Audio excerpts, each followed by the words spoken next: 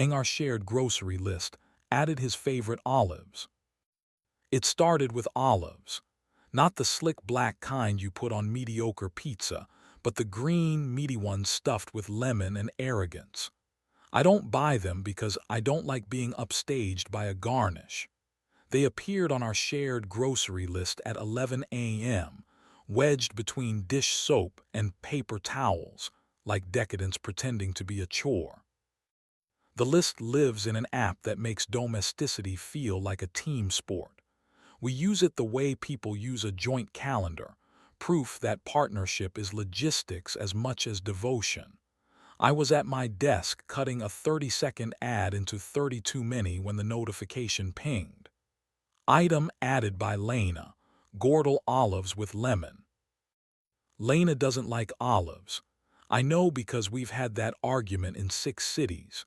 She calls them mouth traps, and I call them grown-up candy, and we both retreat to almonds. So when her name tagged the entry like a signature, my stomach did the small vertical drop that comes before the big one. There are, I admit, explanations that don't require theater. Sometimes people change their minds about brined fruit. Sometimes a friend sends a recipe. Sometimes, though you hope not, your girlfriend is making a grocery list for a night you won't be eating. I stared at the screen until it stopped being a screen and started being a map. Then I did what you do when you want to be decent before you're dramatic. I added milk and foil to prove to myself I still lived here. At lunch, I texted her, "Dinner tonight, I'll do pasta, you do the playlist." "God, yes," she wrote back. "I need carbs and Sinatra, I'll be home by 7. At 6:40, our front door chirped and the bag hit the counter with the tired flourish of groceries everywhere. Lemons, basil, my preferred tomatoes, the cheap good wine with the label that looks hand-painted. Also, of course, the jar. Fat green orbs floating in their own certainty. "Since when are we an olive household?" I asked lightly, holding it up like evidence in a trial where I still wanted to acquit. Lena glanced over her shoulder as she kicked off her shoes. "Oh," she said, "those are for Maya, she's coming by later. The recipe she sent me is weirdly specific." I nodded in the way that says I am a person who can do adulthood without making it audition. "Maya," I repeated, "best friend, unreliable alibi. She hates olives too." We cooked. We are good at cooking together. A choreography evolved from Sundays and broken timers.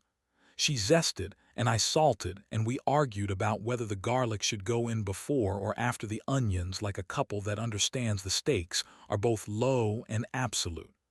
I tucked my hand at her waist to get around her and didn't remove it for the extra beat that means I notice you. She leaned back into me, a little, like a person who remembers who we are on purpose. Over pasta, we traded grievances with the day.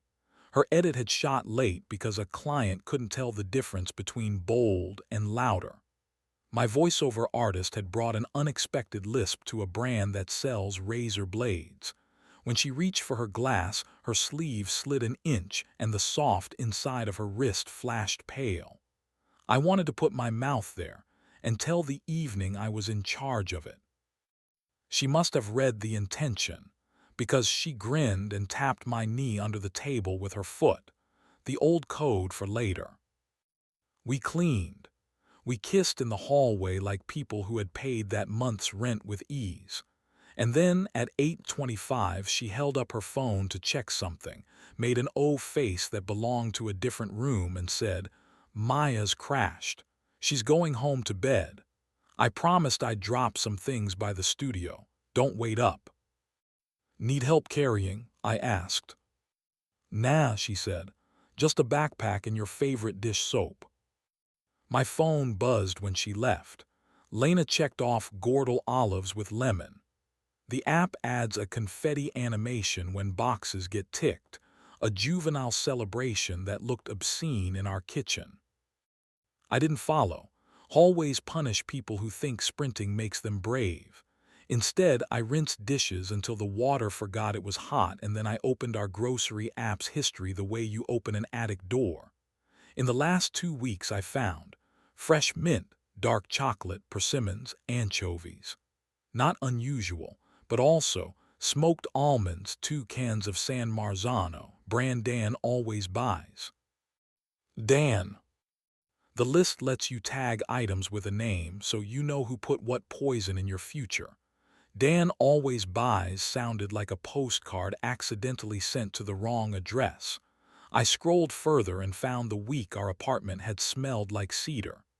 Get that tea Dan brought, the note read. I'd assumed the scent was the new cleaning spray. I'd blamed the almond milk.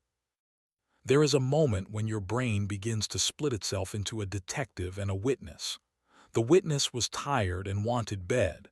The detective wanted a map. The map arrived at 9:06 when the app cheerfully pinged again. Lena added to do soon. Buy more matches at the corner store with turquoise awning.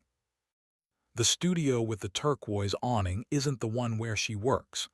It's a small production house we both know because we've fed it day rates for years.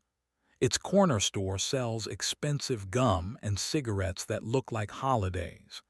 It's 2 blocks from a boutique hotel that tries to look older than its lease. I could have texted. I could have waited. Instead, I put on my jacket because it was cold and my sense of proportion because it was necessary and walked. The corner store's bell chimed me in. The clerk glanced at me like he had already forgiven whatever small crimes I was about to commit. I bought matches I didn't need and listened to the neighborhood do its honest late evening buzz. At the hotel, the lobby smelled like apology and citrus. I opened my phone to write a line I hadn't rehearsed. Mark. Her name arrived behind me, thin with shock and relief and a little joy. And I understood all at once that the worst part of discovery is learning the part of the story where you are kind is actually your most dangerous shape. Dan, I said, turning. He had the jaw that marketing departments trust, the good coat, the shoes that absorb sin noise. We met twice, the kind of meet where men nod like gentle competitors in a unicycle race. He worked 3 doors down from the turquoise awning because of course he did. And there behind him came Lena, her hair up in a knot that makes the neck a decision, the olive jar in a paper bag like a prop that had survived the scene. We did not perform. Whatever we were not actors without shame. Hey, she said to me, enormous with meanings. We're not going to do this here, I said softly. The lobby did its jazz. The clerk pretended not to know our names.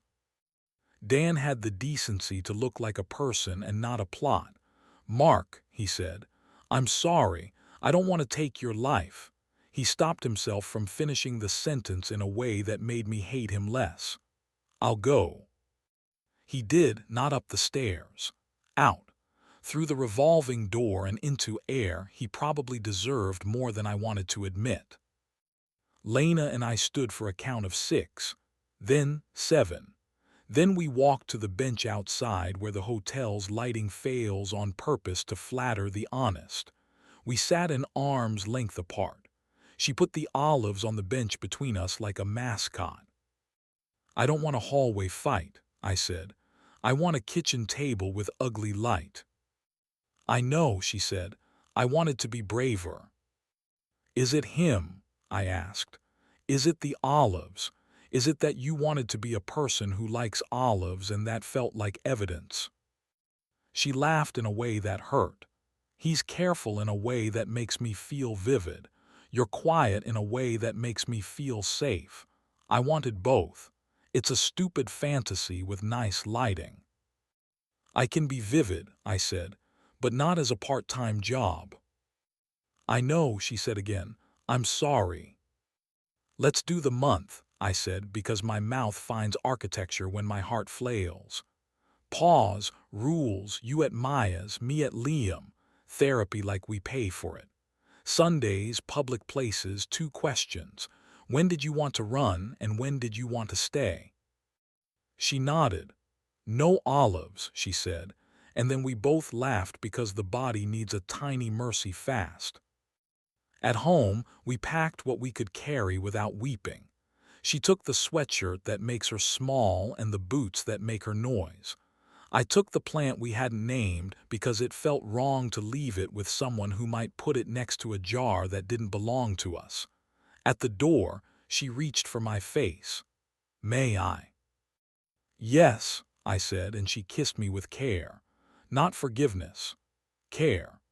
Her fingers slid inside the back of my collar just a little, and my body did the thing it does, and we stopped with our foreheads touching because we had decided to be people who stop.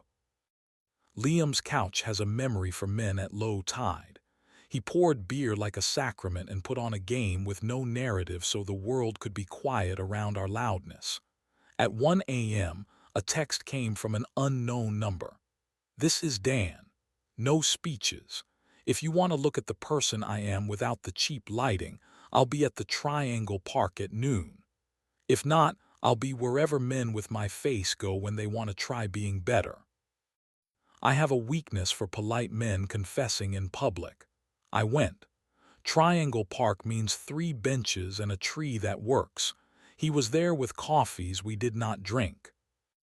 I'm stepping away, he said, not as a gesture, as a boundary I should have had before.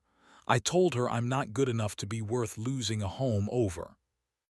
You might be, I said, surprising both of us. But the point is, you don't get to find out this way. He nodded. I'll be small now, he said, not noble small. We shook hands like citizens. Therapy had chairs that made our knees touch if we weren't careful, which is a design I respect. The therapist had a voice like a metronome set to kind. We said the things we hadn't paid attention to before. I wanted not to narrate my life for a month, she said. I wanted to be narrated, I said. I wanted to be a better man than the one who waits for proof, I added. She said, I wanted to know if being wanted is a reason to ruin wanting. We wrote no poetry. We drank the expensive water and scheduled the next appointment. There was a woman in this month named Myra. We met because I started buying olives anyway to see if I could learn to like what I'd rescented. In the aisle, she told me not to start with arrogance, start with a milder brine. She smelled like good tea and decisions. We walked once after that to see a mural the neighborhood pretends is art because sincerity is gauche. We kissed once too, in daylight, honestly, like explorers who have no intention of planting flags. My hand learned the respectful map of her shoulder. Her mouth learned my pace. We stopped because we are not starving and we like who we are when we wait. On Sundays, Lena and I sat by the canal and did the 2 questions. She told me she wanted to run when a client said family in a way that meant brand instead of people. She wanted to stay when she saw my mug on the shelf and realized she missed the way I never put it where it belongs. I told her I wanted to run when I walked past the hotel, and the doorman smiled at me like he knew a secret he was paid to keep. I wanted to stay when I pictured us old and unremarkable, and bored and grateful. At the end of 30 days, she came back with a bag and a face that had stopped auditioning. We didn't do speeches. We made tea and sat at the table with the ugly light and rebuilt the grocery list with items we were sure belonged to us. Basil, dish soap, tomatoes. She added olives and looked at me. I sighed and nodded. We chose the mild ones. We kissed like a handshake and then like a homecoming. In the bedroom, we undressed the way you tidy a room you plan to live in. Her shirt slid up and my mouth found the warm strip of skin at her waist. Her breath doubled at my ear in that private way. It was erotic in the way restraint makes space for Monday. We stopped because stopping belonged to both of us, and because tomorrow deserved less smoke. Dan texted a final line, no cameo, I wrote back, "Thank you," and meant it without triumph. We named the plant. We called it List because keeping one had saved us and because it leans toward the window without being told. Some nights the app pings and we both laugh. We add us between other items, a blue block that means show up on purpose. We buy olives now and sometimes we even finish the jar. If one of us puts matches on the list, we say the quiet part out loud before the store can memorize our faces. Last night, while the pasta boiled, she slipped her hand under my t-shirt and reminded me that the body is an honest machine when you give it the right instructions. "I like us when we're boring," she said into my shoulder. "Boring is the new scandal," I said, and she kissed me, and I salted the water, and the plant called List leaned toward a square of evening that knew our names.